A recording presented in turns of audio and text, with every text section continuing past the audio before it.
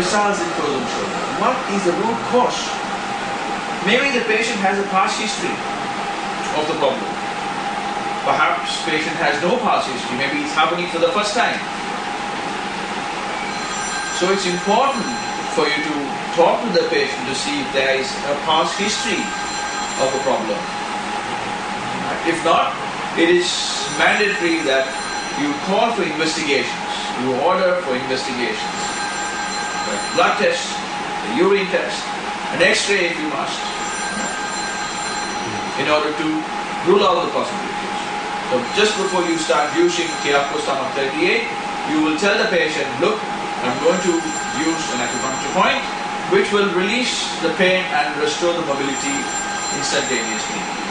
But if you don't come back to me with the following investigations, the root cause will not be addressed and the pain can be subjected to immediately once again sometimes.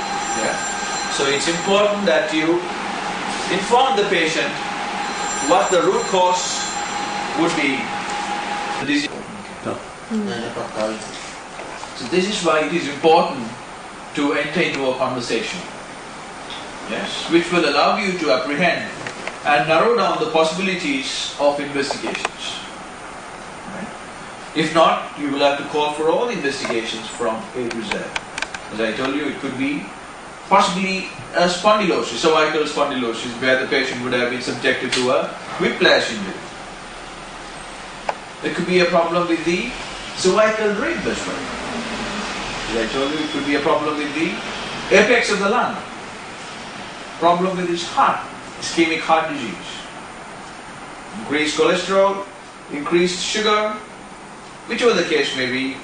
The body's only way to express the problem which is deep-seated, if not deep-rooted, is in the form of frozen shoulder. So do not negate or neglect what the body is making an attempt to tell you. Use the Stomach 38 after educating to the patient that, look, these are the possible problems that you are subjected to, hence I want you to come back to me with the investigations. Right? You also can simultaneously check the auricle. With the auricular diagnosis, you could re-endorse the possible problems which you have already identified as possibilities. Okay? So that is one example of pain manifesting as a protective mechanism. It protects in an attempt so that the problem will not become more detrimental. Number one. Another example, sporting injury. Talk about sporting injury. Let's take an example. The World Cup, the finals, where the French captain Zidane possibly can be a decision maker. Zidane is a man who can win the match for France single-handedly. So what will the opponents do? They'll try to injure him to an extent where he can be eliminated from the game. Right? So he starts playing, goes on playing, right? And then somebody gives him a leg break where he injures his ankle. Just an example. Or it could be Maradona, it could be anyone who's the man who can win the match. It could be any sport. He gets an ankle injury, hypothetically. Now what does the injury tell him? Oh, the pain would indicate to him the range within which he can comfortably move. Yes, and that's your ankle which has an injury. When he starts moving, at one point it starts aching. Ouch, there's pain. The other way it starts moving, oh, there's pain. Right. Good. Now what really happens? The pain tells the range or the periphery within which you could comfortably, without causing aggravation, move your limbs. But what will the physio do? He has to be in the front line. Without him, they are going to lose the match, for sure, for certain. So the physio would give anesthetic injections, anesthetic cream application to kill the pain. The moment that is done, even though the problem is there, the tendon, ruptured tendon, let's say, he should be able to move his limbs or the joint without feeling the pain. Why? Because with the anesthetic application or the painkiller, you negated the signals given by pain. Movement is back to normal. He goes back to the front line, wins the cup, alright? Brings fame as a patriotic citizen of the country, hailed as hero, a legend of the country.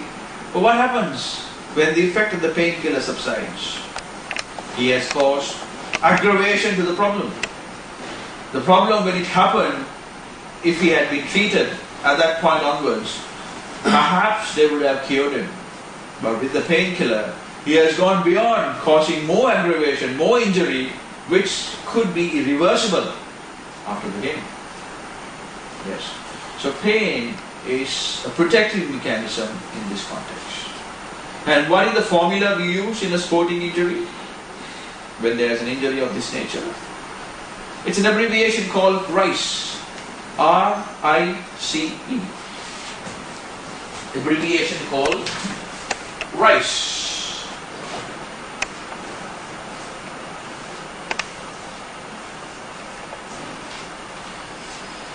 Now what does R stand for? Rest. Rest. The gospel is to rest the patient. What were the injuries? I stands for ice. Ice.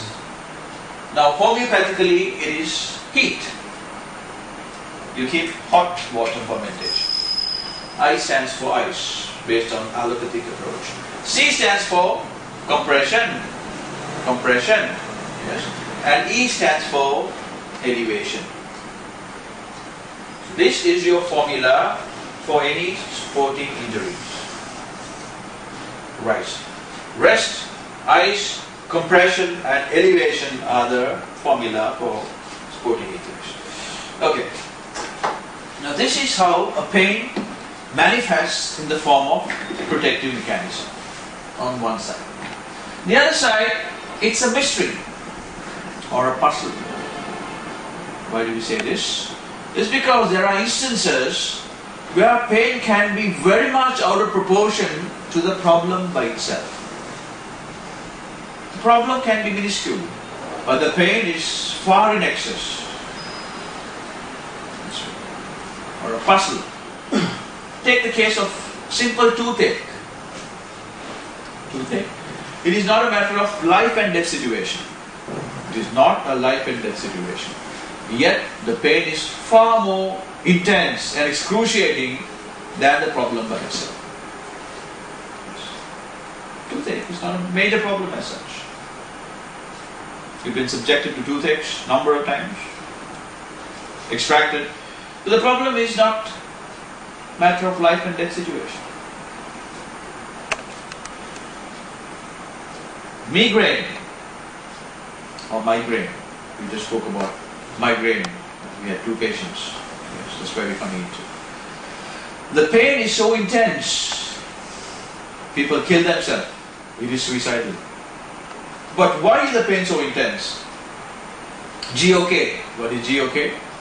God only knows. Yes. The pain is so intense. You take away pain, there is no disease called migraine. Take away pain, there is no disease called migraine. Pain itself is a disease here. The trigeminal neuralgia.